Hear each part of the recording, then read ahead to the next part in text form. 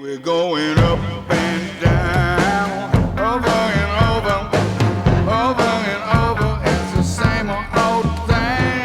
Up and down, over and under. Good day. Welcome to your favorite place. This is the Trendy Place. This is the Trend Podcast with Justin A. Williams. And I'm here to bring you awesome content from all across the spectrum.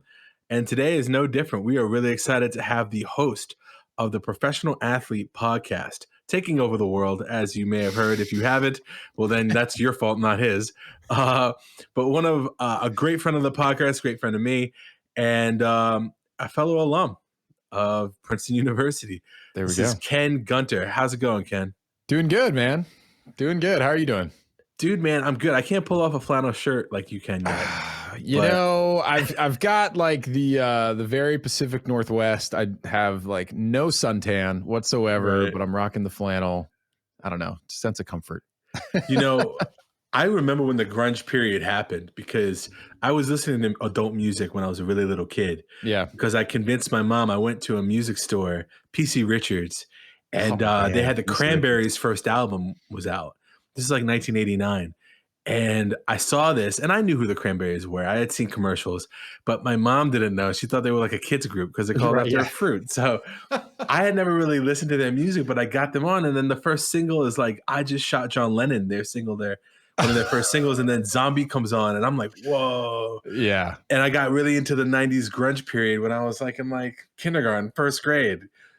Oh, Way too young. Well, so I don't know if you know this, but maybe we talked about this. I grew up north of Seattle, so like in the Pacific Northwest, and so to your point, like I was a young kid in the '90s, and you had like Nirvana, Soundgarden, you had like Pearl Jam, Alice in Chains, like all these amazing grunge bands coming out of the Seattle area. Yeah. So it was always kind of weird for me. Like there was such a huge point of pride in the Pacific Northwest, like having them be from like your hometown.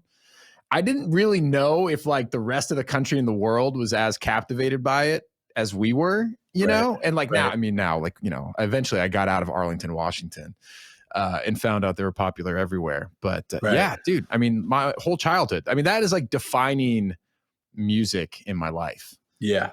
So I completely relate. Yeah, and it relates to our topic today. Somehow I'm going to make it relate. I'll show you how I pull out magic. But we're going to talk a couple of things. We're going to talk about his podcast, but we're also going to talk about how to maintain being an athlete, you know, after the career is over. So whether that career ends and you're in your 30s, you made it to the pros, or really like for most people or most athletes, you did it in college and now you graduated and you need direction, right? Like what do you do with that athleticism when it's no longer about staying on top of your game, being a champion? You know, there's no more competitions really. You might have a job, other responsibilities, kids. How do you do that? So before we get to that, let me make this connection. So when I was a kid and I was thinking about sports, right, I was very much concerned with what I'd be good at, right? And what would be more than what was fun. I was the opposite of most kids. Most kids are like, interesting. I'll just do what's fun. I'll do whatever. I don't care. But I was like forward thinking enough where I was like, no, I see the older kids in 8th grade, 7th grade. You know, they're successful with the ladies. Right. They're getting all the accolades. And I'm trying to think, what's the difference between them and me? And I'm like, you know what? They're good at what they're doing. Yeah, and there you go. I wanted to be that way too. You know, I was a fast kid, but I couldn't hit a baseball. Right. Lacrosse, I was too tentative when I was young.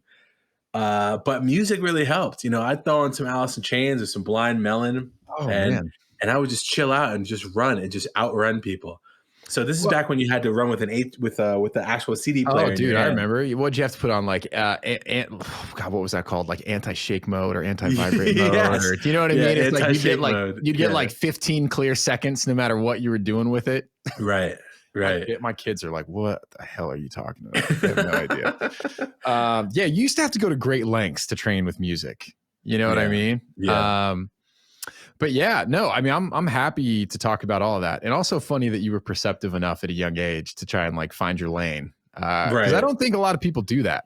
That's true. You know, I think it's probably not uncommon for people to lean into like what they're good at But to make a conscious decision, I think that probably shows that you were met for some big strategic things in your life. Yeah, you know, I don't know where it came from. I must have come from somewhere deep inside, genetically, or in the past. Absolutely. Maybe a Absolutely. past life. Who knows? But I just, you know, it speaks to the topic today for when I was in college in the opposite way, because so I was on the rowing team freshman year at Princeton, and it was physically the most demanding thing I'd ever done. Yeah. There was really no off season. You know, they skirted NCAA rules where it was like they wouldn't call it an official practice, but they'd say we really appreciate it if you came down to the boathouse. Hey, the And captain's going to lead a players only yeah, practice. right, Yeah. right. So you know, it's like you wake up. You used to in the season, it's easier because you wake up maybe twice a day for like 3 weeks, and then you have pretty much one practice a day, and then you have your races. But in the winter, it picked up to these erg challenges that we would do to really boost our cardio and destroy our minds, because we would have to do our race paces within succession. So do your race pace, get your PR, then do 5 seconds slower, and then maybe 10 seconds slower. And I'm coming from high school where like we had never done anything like that. Right. And I was just, I was falling off the erg. I was doing it, and I was like, my God, like that one just killed me. Yeah. You're like, okay, well, you got 2 more. And it got to the point where I was like, is the juice worth the squeeze? Right. Yeah. So once you get to like senior year, and maybe like a couple months after senior year, and you're a retired athlete now, it's kind of like, well, what's the reason to really push myself that hard again? Yeah, it's a good question. I think about this probably more than I would like to admit, but like to reflect back. So for those who don't know, I played football at Princeton. And for those who are wondering, yes, we did have a team, and it's actually some pretty damn We good. had a bonfire when you were there, didn't we? Yeah, man. Dude, we beat Harvard and Yale. Sure did. Yeah. I mean, it's D1 AA or FCS, whatever you want to call it. So yeah, to your point, in season is tough. What most people don't realize, and this is really almost at any level when you start talking about college, the off season might be tougher because there's no reward at the end of the week, right? You're not getting to run out on the field in front of the fans and like show all the hard work that you've put in. It's like you're just down in the gym at like 5:30, 6 a.m. in the middle of winter, and they are just running you literally until you puke. Right. So it's like the commitment that it takes to be willing to put yourself through that, let alone do it for 4 years when there's lots of other distractions you could, you know what I mean? You could be doing. Yeah, it's tough. And so, I remember having a very intentional conversation about this with my roommates at the time when we were done playing football. And I just had kind of like thrown myself into like, getting to do all the things in college that you normally weren't able to do in season or during winter training. I was going out every night and having fun and like whatever, doing stuff midday, playing Frisbee in the wall, whatever. And I just remember reflecting back. It was like, man, I have this excess pent up like energy and kind of aggression that like I don't really have an outlet for anymore. Yeah. And like, forget aggression, like just like competitive fire. It's like, I could go play like intramural soccer, for the rest of the spring. But like, what do I do after that? Like I've spent my whole life training, and to be very good at this one specific thing. And all of a sudden, not to be too dramatic, but it's taken away from you.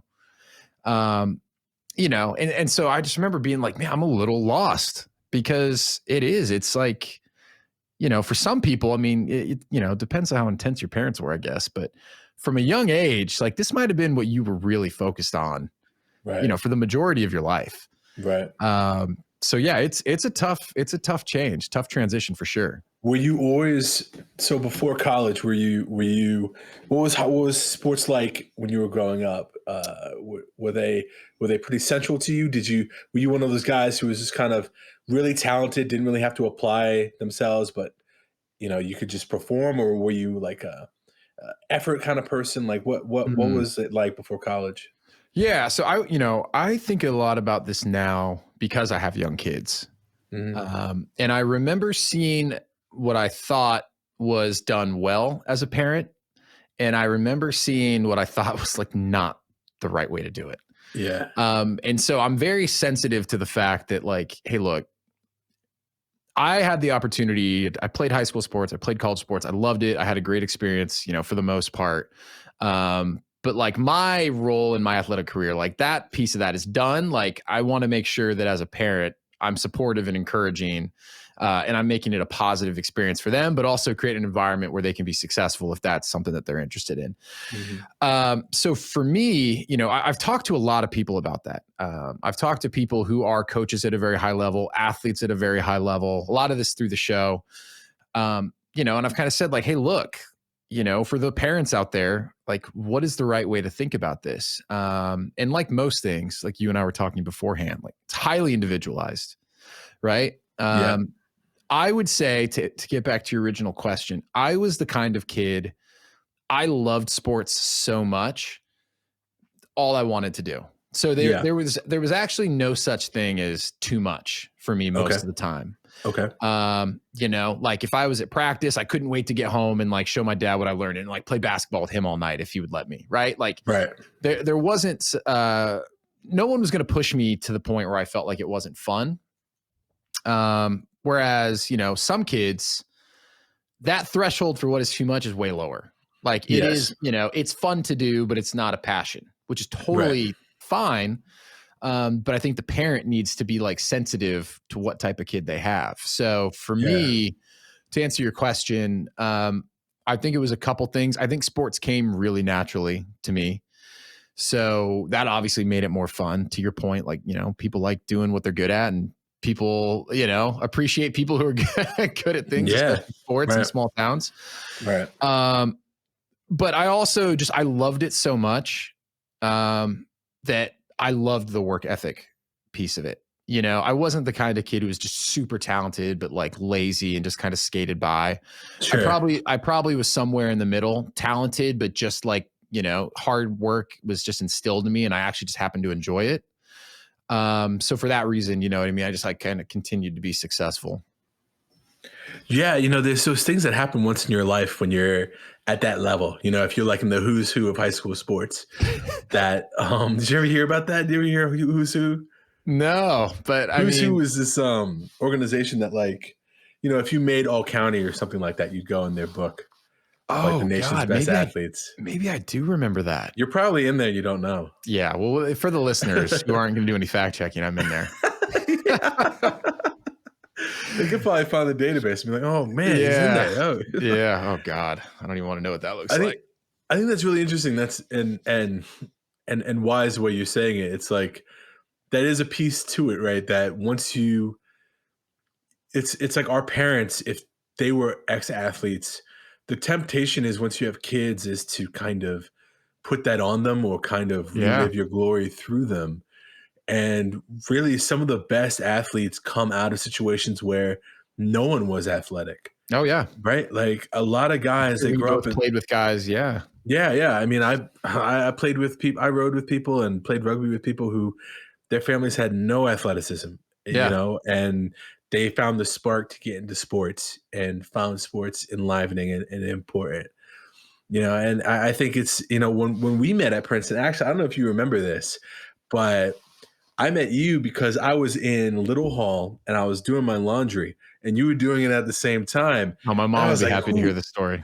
I was like, who is this tall ass motherfucker in here? I was like, I had never seen you before. Yeah. But I think I had heard your name. Okay.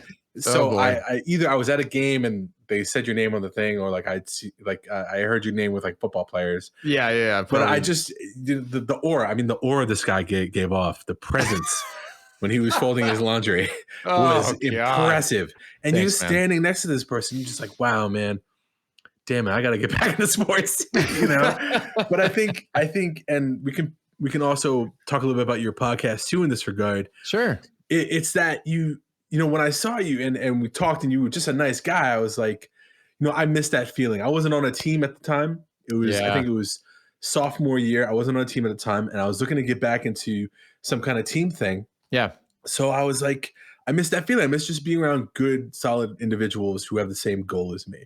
And I think, your podcast for me and my audience knows about my weight loss journey, was similar to that. It was hearing these athletes and these experts come on talking about so many intricate, different ways of looking at being an athlete that again inspired me to be an athlete again, but I think for most people, we want to kind of, how do we lead other people to that kind of epiphany, Yeah. Oh, man, you said a bunch of things in there, and you're definitely building me up. Justin was also the man in college, so we had some good times together. Don't let him start talking about auras and things like that. I'm just being modest. Yeah, exactly. But no, so it's kind of a good segue to your initial question. Like, I think ultimately, if I had to boil it down, like, why do I really love, like, let's say sports? I think what I'm really addicted to is like the progress. Like, I love trying to get better at something. Like the thought that someone would say like, ooh, like that's really tough. Like, I heard this. I can't even tell you how many times I heard this as a kid. Like, hey, like college football, like, look, you might be good in high school, but like, do you know how hard it is? Do you know how many kids from this town have ever gone? Do you know how many kids from this area ever go do XYZ? Right. But like, to me, what's always been intriguing is that progress and like the skill acquisition and trying to get better. Like, I think that's what keeps me interested. Yeah. Right. So, team sports give you that in spades. I mean, like golf as a solo sport, as an example, is perfect because, I mean, I'm terrible at that. And you could play that for your entire life and never probably master it. Right. There's always something that like you can get better at. Right. Success in that game is not going to come quickly. Team sports, there's skill acquisition, right? But then there's also like this whole other element of like, you need to understand how to like interact with all these other guys or girls on the field. And that's not just like, how do you work together in unison? Now you're starting to talk about like, how do we manage emotions? How do we manage relationships? Like, there's so many elements to it that like, when you get involved in something like that, it's never dull. Right. So, and I think, yes, I played sports because I loved it. It was fun. But when that was taken away from me, like when we start thinking about like, hey, for people who maybe either they were an athlete and they've kind of like hit a lull and they're not necessarily passionate about getting themselves motivated to go do anything. What I would say is like, start with where your interest is. What I think a lot of people do, and I completely understand it, is, for whatever reason, like you and I were talking before, it's like something happens where you're like, you know what? I want to get back in shape, or I want to get in better shape, or I want to get healthier. A lot of times it's like, all right, got to start jogging. Right. Let me get on the treadmill, I guess. And for some people, it's like, well, I got to bend over and tie my shoes. So that's the first part. Man, that's true. But it's like, and so you're already, if you're not someone who knows that you enjoy that or interested in seeing if you might enjoy that, like, you're probably setting yourself up for failure. Another great example is people like, I want to look a certain way. It's like, well, let me go to the gym. It's like, well, I don't necessarily like working out in this way, but that's what I got to do. So let me do it. There's some people who can power through that if their kind of like driving factor is strong enough, Yeah. But most people, like, you've got other shit going on. Right. You've got work, you've got kids, you've got family stress, you've got whatever it is, right? So it's like, it's probably already hard enough for you to think like, okay, where am I going to sneak a new hour in my day? I already feel very busy. Right. It's a lot harder to do that if you're going to try and fill that with something that you're not excited to go do. If you're doing it just because like, I need to get in better shape.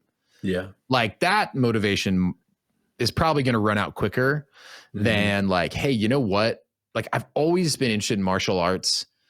I've never done it.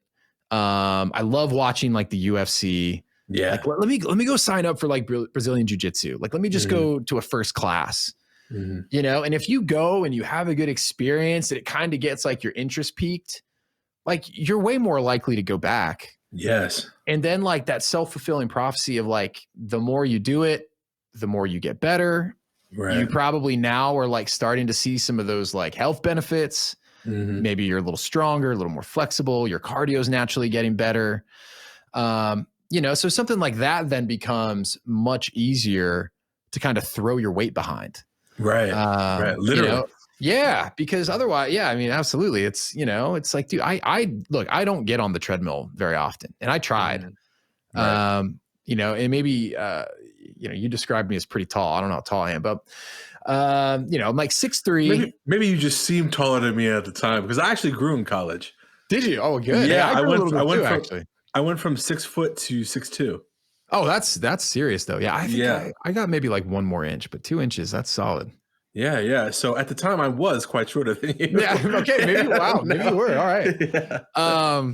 But yeah. So you know, I was like 6'3". At my heaviest, I was like 230 my senior year. Okay. And on like, purpose, did you want to be that weight, or was that? Yeah, that was like, Okay. yeah, bulking up. Like a real like concerted effort to like put on that amount of like weight, muscle mass. Yeah. So, but I was like, God, I guess, you know, I'm done with football. I guess I'd pick up jogging on days where like I'm not playing Right. basketball or whatever. Right. And like, Right. I get like, that was my thought. I was like, I guess I get on the treadmill to stay in shape now. Mm-hmm. And I didn't like it.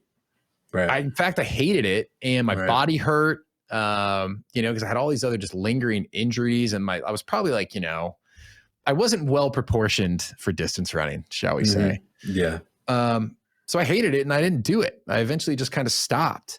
Mm-hmm. So, you know, I mean, even in my own life, it's like I fall into that same trap of like, well, I guess that's what you're supposed to do. Let me do that. And then you're like, well, this isn't really fulfilling in any way. Yeah.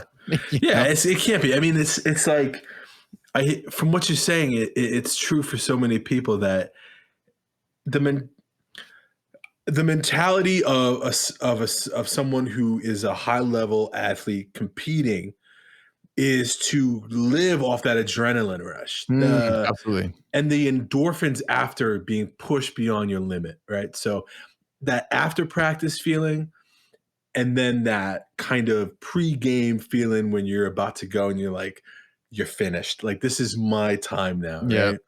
And that glory, I think that sense of glory that warriors talk about, that even the poets mention, right? It evades certain people, but it didn't evade you in your life, right? And then all of a sudden, cash that check, and it's like, treadmill is not doing that. I'm not watching CNN or Fox News and getting the same kind of rush that I was. Absolutely right. And it can be sad. It's like you really think about like transients that those skills are going to go away. Well, you know what a big part of it was too is your identity gets so wrapped up in being an athlete. Right. You know, look, like it's not lost on me how fortunate I was and we were that like we got into Princeton, and I'd be lying if I told you that like without football I would have gotten in. Right, of course, yeah. You know, and I don't mean that like to downplay. You know, I worked really hard in school and I got good grades and all of that. You know, but I was very well aware like this opportunity, you know, was granted to me because I'd also worked really hard on the field, and I could bring something to the university, to the football team, and contribute. Right, like that's kind of like the exchange that happens there. But yeah, like you know, your identity gets so wrapped up in being that athlete. And again, like I am from a pretty small town, north of Seattle, like 45 minutes, Arlington, Washington, great place to grow up. But it's like small town America. Like everyone goes, or it felt that way anyways. Everyone goes to the football games Friday night. Yeah. You got the prom king, you know, homecoming queen. You got all that. Like, it's just like Americana. It's like varsity blues. Yeah, and it's not quite like, it's not Texas crazy. I'm not going to go that far. Right. But you know, it was just like growing up in that world, and like a huge piece of my identity, you know, in my class and eventually my high school was like, I was like one of the athletes. And then, you know, what position did you play? So, man, so in football, I played safety and I played quarterback, and then I played running back in college, which most people are like, how the hell did that happen? And then, I played basketball and track. And then, So yeah, I was fortunate, good at all three, but your identity just gets wrapped up in that. And so, and I guess my point was like, even going to Princeton, where I think on the outside, someone would say, oh, well, you're obviously more than an athlete. Like I'm sure you had so many opportunities. Like how many doors could Princeton open for you? Even for someone who was fortunate enough to be in that position, like I was like lost. Right. I was like in my head, so much of it was like, I'm Ken, the football player. It's very weird then to go to work and be like, hey, I'm Ken, the employee, Right. like your brain is still like, I'm an athlete. Right. For that reason, I mean, you probably are aware of some of this stuff. There's some really interesting research that I remember being exposed to in college about like self-bias. Okay. And how like being reminded in class that you're an athlete, and this could go for like any number of like groups. It could be a minority group. It could be whatever. Right. But being reminded of like that bias, like right before a test, you would statistically like underperform. And really? And at Princeton, like maybe you felt some of this too, rightly or wrongly, you just kind of feel like people get the sense that maybe you shouldn't be there. Like, oh, this is like the dumb jock from Arlington who wears flannel and likes Nirvana.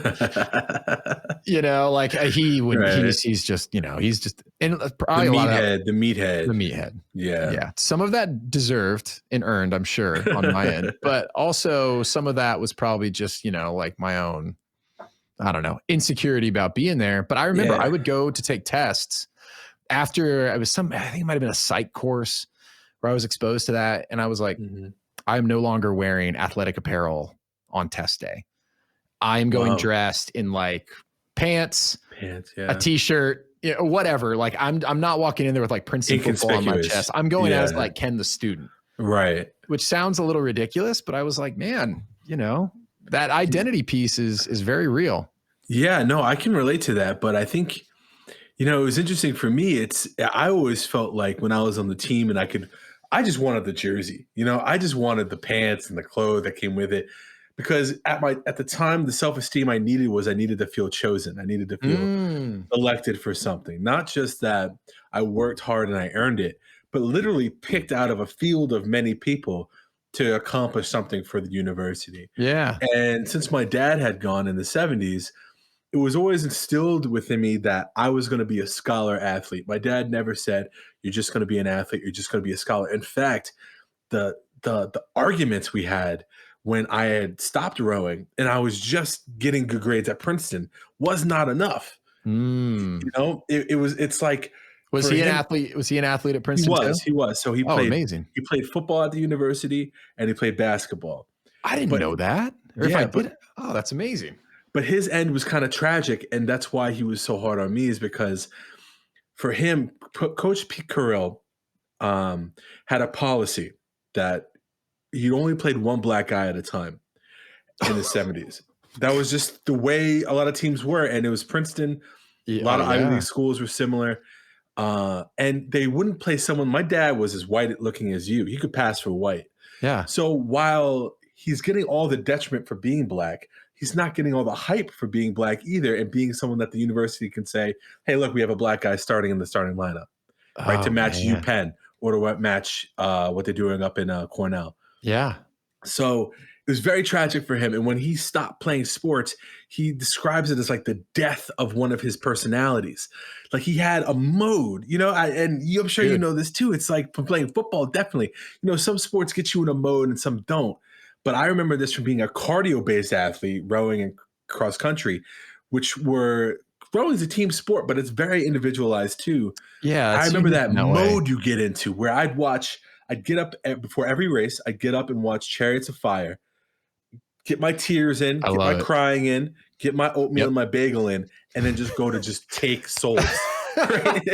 And you can't do that when you're talking to Debbie and Michael in the office, right? And it's like, I can't wait to go to the water cooler. And it's weird. Yeah. There's some really interesting books that have been written about like being in a flow state. Okay. And when I was reading that after college, what's his name? Stephen Coulter. I can look it up later. He's written some incredible books on like flow state and how all sorts of different disciplines like tap into it. Navy SEALs, athletes, Sure. firefighters, whatever. But yeah, man, I mean, that's something that once you've like tapped into that, it becomes very addicting, and it's not something that you always get to tap into. Right. Like I have a very definitive memory of, my senior year was like, it was a real bummer. I got hurt. And so the first 6-7 games, I was like barely playing because I was just like battling this injury all year. And I kind of got to a point where they were like, look, like there's a few games left. Like we're going to give you a shot. And meanwhile, like I've already been on the team for 3 years. So like as my season's ending, I am miserable because I just feel everything I ever wanted slipping away. Yeah. And if there's nothing you can do about it, like there's only so many games that can be played and you can only recover so fast. Right. And I just remember getting into this flow state against Yale where, and this is pretty common, like in football, a lot of guys will say like, oh, I just need to get hit once. Like I just need that first hit to like shake me out of whatever I'm in to like get me in the zone. But I remember I got in a flow state that was like the zone. Like I got into the zone to the point where everything was happening so slow that you were just like, this is effortless. Yeah. And like really it's like your brain is just operating at another level. To where everything that normally would be like fast and just like hectic and random, it's like just becomes very clear. Right. And so I think to your point, it's like for people who have like gotten to experience that, and you get that in music, like you can get in all sorts of you can, ways. But like for people who are that was their way to tap into that. Yes. When that's gone, you're kind of like, man, like where do I find that? You might not think about it that objectively or that clear, like, oh, where am I going to get my flow state next? Right. But it's like, well, that's just kind of where you used to get it. And that's why a lot of people say like, man, like I'm at peace when I'm playing basketball. Right. Everything else fades away when I get on the court or what, And so when you lose that, yeah, it's kind of like your dad was saying, like part of your personality can kind of feel like it's been ripped away. It's weird. Right. I can't imagine for professional athletes. Right. These guys who, in addition to playing as a kid in high school, college, go on and play 10 years. Right. Right. And so now not only like, is that like your hobby, it was also your career, your actual career. And then that gets no wonder Tom Brady can't retire. Of course, he's addicted. He sat around for 2 months and he was like, this is not enough. He's like, I've been doing this for 40 years. He's like, I can't stop yet. Yeah. So I don't, it's crazy. I think like, and maybe you can speak to this too. I've talked to a lot of guys who are trainers, and what they say is like, to keep my fire when I'm working out, I know I'm training for something amateur. And a lot of guys don't know that there are amateur competitions for almost anything. Yeah. And there are clubs and teams where it's not going to be the same as maybe the most glorious of your glory days. Sure. But really, that's not really the reason why you were doing it. The reason you were doing it was if you think about a very internal meditation on kind of that same thing that they're talking about in the Iliad with Achilles, right? Achilles would hit this rage point and he was just fluid. It's the same thing as flow. It's that search for something that not only can define you, but you could actively point to the next day and say, I did that. Yeah. No one can take that away from you. No one can take away that you accomplished something that day. And I think sometimes what I've turned to is stoicism. Stoicism has helped me compartmentalize the things I do into things that I appreciate. So as I've gotten back on the horse and I'm down 60 pounds, I'm back to being an athlete, and I'm being pushed in the gym because I have a coach. It's that feeling that I am able to only do what I appreciate, but the fact that I'm doing what I appreciate is really building that fire again, because it's really about proving it to myself, not anybody else. When I'm hitting the bag and my trainer or my teacher says, you're not going hard enough, or come on, more chi, more energy. And I go, let's ratchet this up. And it ratchets up. and then I have a rest period, I'm like, wow, I did not think I could do that. And maybe Yeah. that's the key too, is that like you're not surprising yourself anymore. I'm sure for you I love that. when you were on the football team, right? And you were a running back, or if you're a safety and you come down the box and you level somebody, or if you're a running back and you actually juke somebody and you're not known to be a juker, you're known as a power runner. Yeah. That surprise, like that brings you to life. Oh, absolutely. Well, and I think that's a big piece of it too. And so to bring it back to your question, it's like, hey, for people who maybe don't have something right now, and that, you know, like how do you help them find it? Right. I think one of the things that I love about just sport, and I love to work out. Like I'm also lucky in that, like, I genuinely enjoy that. You know, so like I kind of get to gravitate towards something that, like, you know, most people are like, oh, that's the thing I got to do. Like I'm lucky in that I just enjoy it. Sure. So do you think you're wired that way, or? So the more I kind of learn about myself and just how the body works, yes, like I think physiologically, you know, it's probably genetic in that, like, I respond really well to like strength-based training as an example, right? Sure. Like powerlifting. Sure. Like I'm probably more on the spectrum of like fast twitch. Okay. You know, so like because of that, I think when I go to do things like sprinting or strength training, I get really good results. Okay. Because that, you know, that does fit individually, like where my strengths lie. And so because of that, like I get good results. I enjoy it. It feels good. Like it's a very easy, like, you get reward. Yeah. It's a very easy like cycle. Whereas some people, like physiologically, they're slow twitch. They would be much better suited for like long endurance type events, right? Something that I do not enjoy at all. Right. And so if that was what was like in vogue, I'd be one of those people sitting on the sideline being like, oh, I don't like it. I don't want to do it, but everyone's doing it. Right. You know, I would relate to how a lot of people feel about like going to the gym. So yeah, so I think because of that, you know, I just kind of, it's easy to throw myself into that. But what you said, what's so fun about it is like you don't have to be playing for a team to like push your boundaries, right? Or like find out what your new ceiling is, or like discover new things about yourself, right? And I think if, you know, that's what keeps me continuing to work out. Like there's no shortage of reasons people who have a career, families, what have you, you know, there's no shortage of reasons why you should miss the gym. Like you're busy, everyone's busy, right? But a big reason I continue to go is like, oh, let me see if I can improve this, or like, let me see if I'm even still capable of doing what I could do 5, 10, 15 years ago. Right. And so it's that has now kind of become like a point of intrigue for me. Like, let me see what I can get out of myself. And, you know, like a lot of people, I work out of my house. You know, I'm fortunate that I'm out in the country and I've been able to build like a good setup. Awesome. Yeah.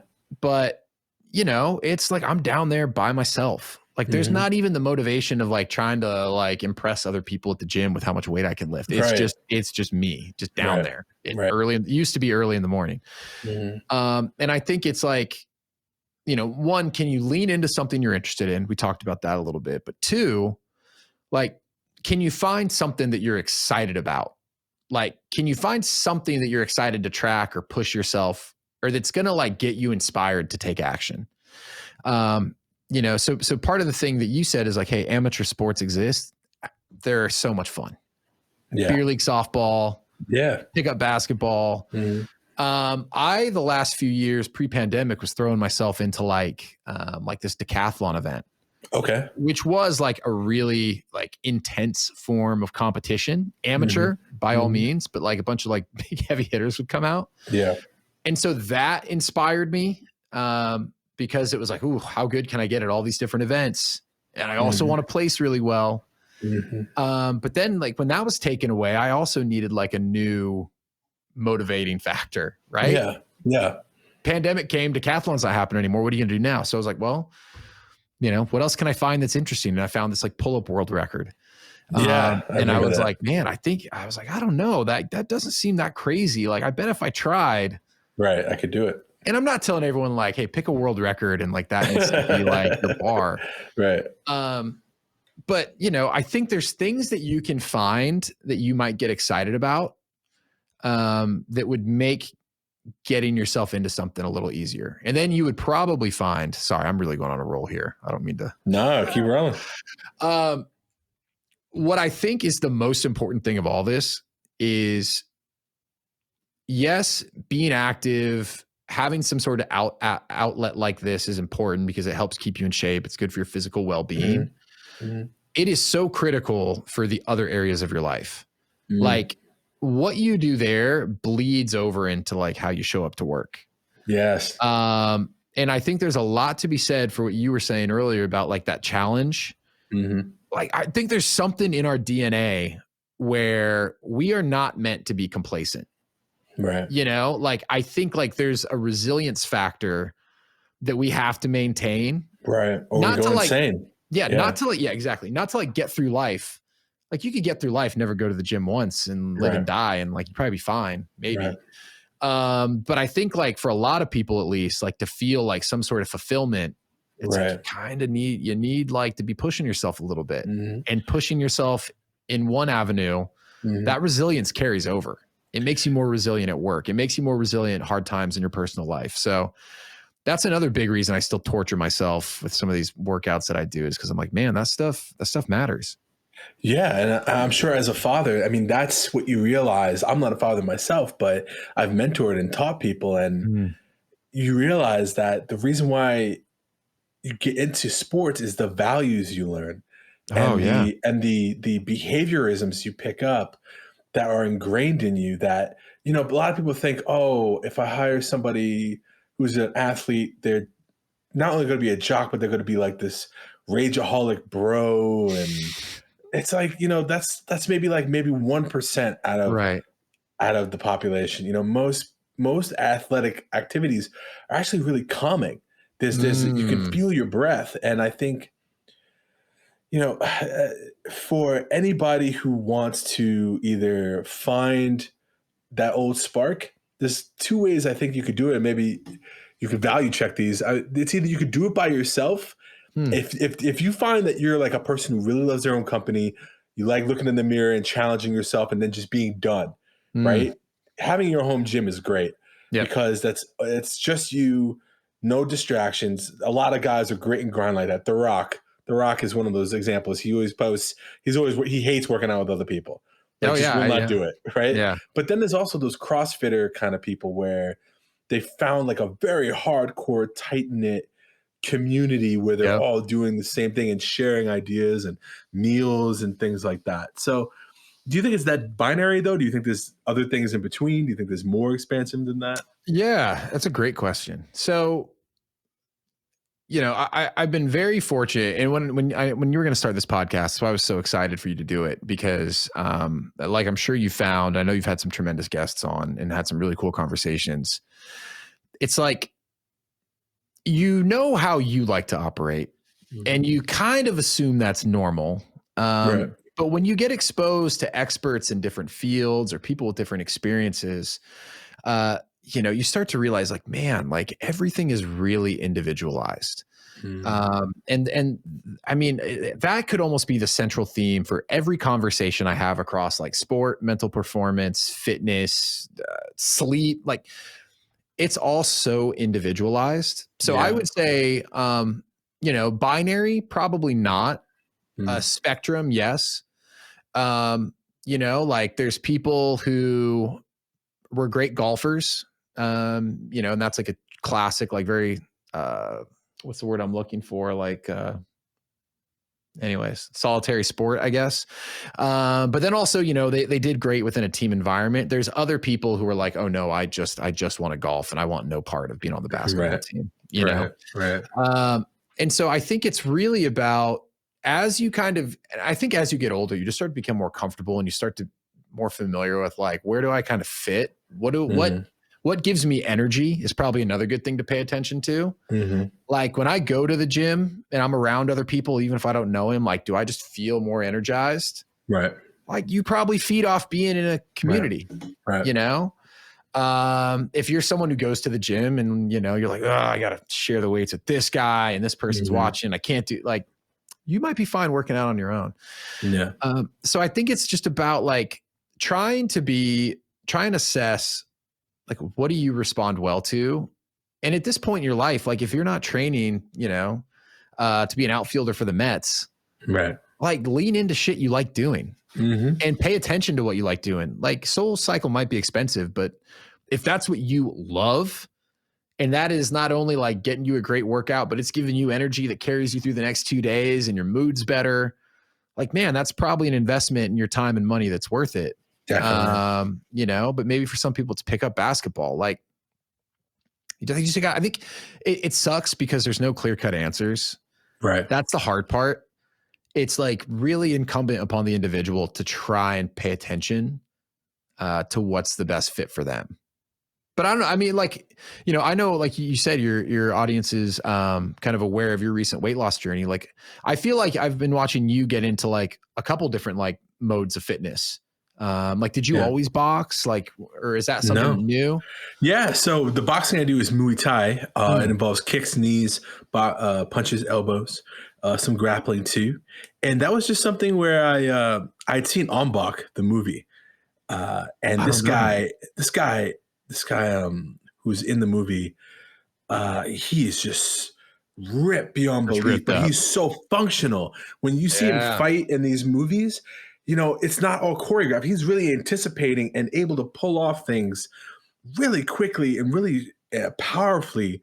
And as someone I've taken martial arts my whole life, I've been doing martial arts since I was about 4 or 5 years old. My first teacher was my dad, and then I went to different styles. I was ordained in a Buddhist temple when I was 13. I did Shaolin with the Wu-Tang, all that stuff. And what I was looking for was something that could be very practical. I had done martial arts that were more aesthetically based, karate, kung fu. They look pretty. They're great.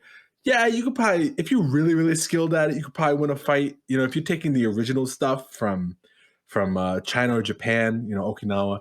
But, in the American sense, really not, a lot of the kicks are not practical. It's not really going to do anything in the situation. But Muay Thai, it's all about practical strikes, in and out, power, but also like fight intelligence. Anthony Garcia, who was at Garcia Muay Thai in Glen Cove.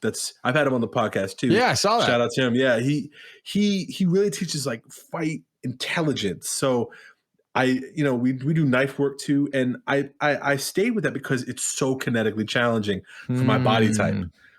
I have a weird athletic history. I did cross country when I was really skinny in high school, but when I did some genetic testing, I'm actually more of like a explosion-based athlete. Oh, okay. So I can put on a lot of muscle, a lot of power, right, and do that. But I also have very good VO2. Rowing was a great fit too. Yeah, because I have a good VO2 max, and I have a lot of power. So rowing was fantastic for me. But I picked this because I knew once I started doing a couple, and like you said to the audience, try something.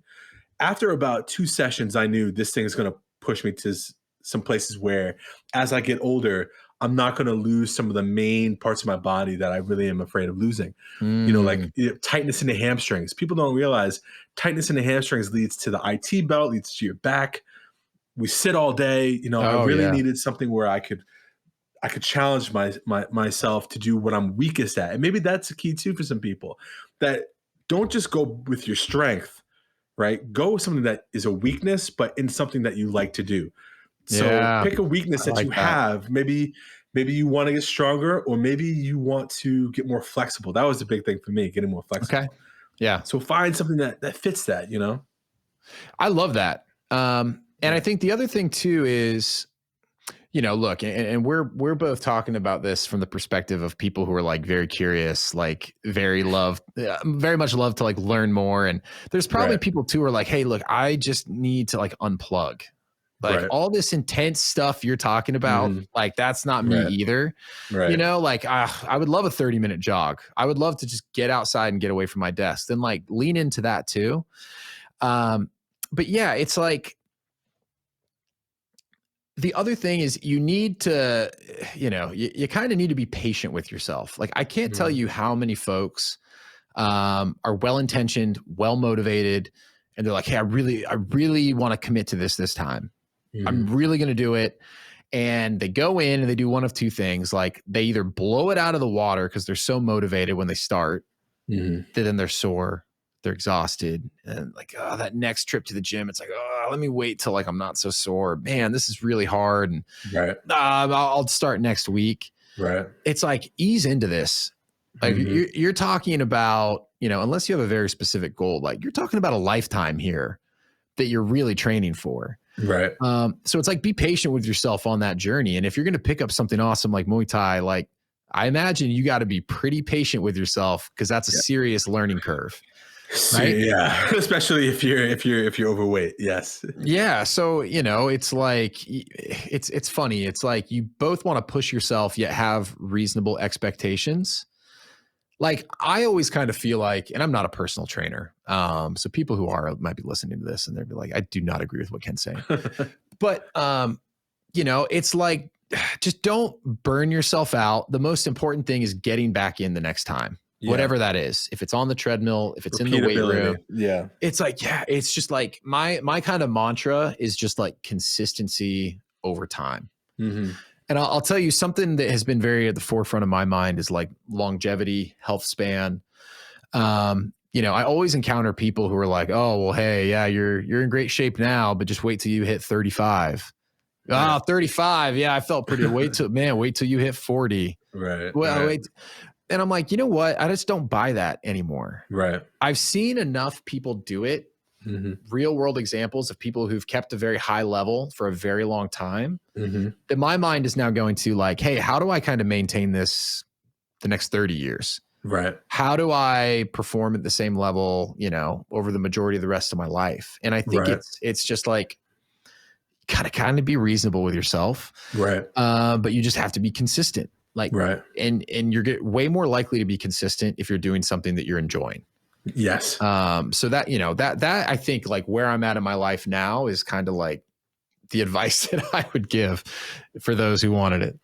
That's awesome. And, you know, speaking of your advice, I want to definitely get to this. Yeah.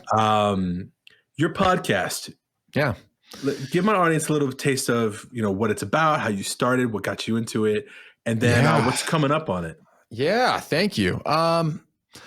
Boy, so, you know, what was the year? The year was probably like 2015. We just had our daughter. I just got married. I just got into sales at a startup. I was working, you know, living and working in New York City. Big things. I mean, you know, I don't know about big things, but I was like, all right, life is here. Yeah. No longer about me. Like I now have a wife I need to think about and I have a child I need to provide for. It's like time to like put the pedal to the metal. And I fell in that kind of trap of like, well, I'm just going to burn the candle at both ends. Like I'm going to be that guy who wakes up early. I'm going to hit the gym. I'm going to be the first guy at the office. I'm going to stay later. And then I'm going to entertain clients and then I'm going to come home and I'm going to be a great dad. I'm going to do all this, you know, do the whole thing. Right. And what I found for the first time in my life was like, I was getting like really burnt out and I was having all these weird kind of side effects. Like I was moody. I wasn't sleeping well. I was irritable. Right. And I'm just like, man, like what is going on here? Like I'm doing all the things that are supposed to be the right thing. Something's not working. And, you know, over the course of that like first year or two, like I kind of stopped working out the same way, you know, that I used to in college. I was maybe jogging on the treadmill because it was the thing I was supposed to do. And I just kind of had this epiphany. I was like, you know what? Like, even though I'm no longer an athlete by trade, it's like, why am I not preparing for my life the same way I did when I was a collegiate athlete? Right. Like arguably, you know, my role as a father and a husband and just a general person in society is way more important than my role as a college football player. Why am I now thinking it's okay to like not sleep the right way, not eat the right way, like stay out drinking late all the time, you know, like, and I just kind of had this epiphany. I was like, man, like I need to prepare for my life the same way I would prepare if I was in the NFL. Because if I was in the NFL, my sleep would be on point. My nutrition would be on point. You know, what makes the things I'm doing in my day-to-day life any different? So that kind of started this like path of discovery where I was like, what's going on in like sports science? Like, what are these guys doing to sleep better? how are these guys eating to kind of optimize their nutrition? Right. And it was purely just from like wanting to get back on the right track. Mm-hmm. And immediately I started to see some positive results, right? Which was great. And I was excited about it. And so I was talking to friends, you know, over dinner, and I'd be like, man, yeah. And I just read this incredible thing, like over here at the University of Minnesota, they now train in this new way and they get X better results in half the time. And I just found that like I was excited about these conversations, and it became really clear. And people were excited about it too. They're like, whoa, really? Like, I didn't know that. I wish I knew that in college or whatever. And it just became clear, like there was a knowledge gap that existed between what, you know, I'll call a high performer. It could be a professional athlete. It could be a high, you know, an artist, whatever. There was some gap between like the things they were doing and what just the average person was just generally aware of. Right. And I felt like that was a big problem. And so what I wanted to do, and this is kind of the impetus for the show, is let me go out and talk to coaches, researchers, athletes, experts, understand kind of like, hey, what are today's top performers doing to perform at the highest level? And kind of how can we like bring that back in a way that helps just like the average person like myself show up as the best like partner, parent, and person. You know, so because of that, it's been a really cool kind of ride. Like, I mean, you know, you started a podcast. It's like a weird thing.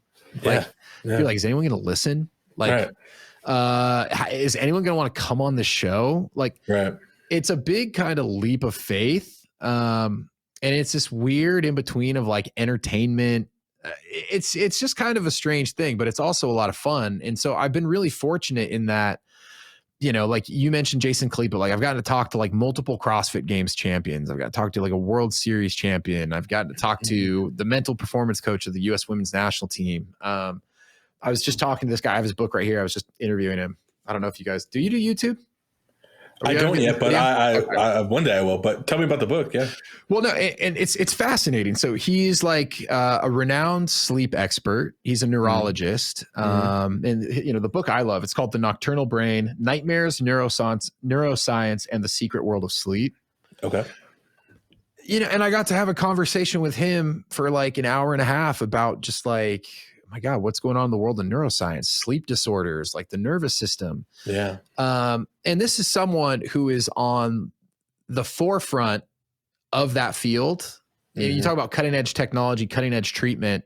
I mean, you know, he's at the forefront of that.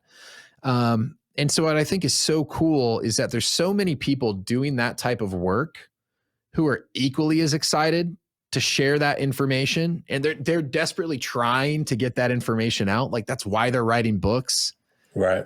You know, like it's not an easy thing to write a book, and I don't think it's especially profitable for probably like 95% of them. Right. But like they're like, I just have all this information. Like I would love to get it out because I know it can help people. So for me, I think that's what's been like the most exciting thing about doing the podcast, you know, and also like I'm going to feel this way when we hang up. When you have a great conversation, you walk away and you're just like, man, like that was really awesome. It's uplifting. Yeah, it's uplifting. Yeah, again, gives you energy and like, it's great, man. So no, I love it. So, it's, you know, interview-based podcast.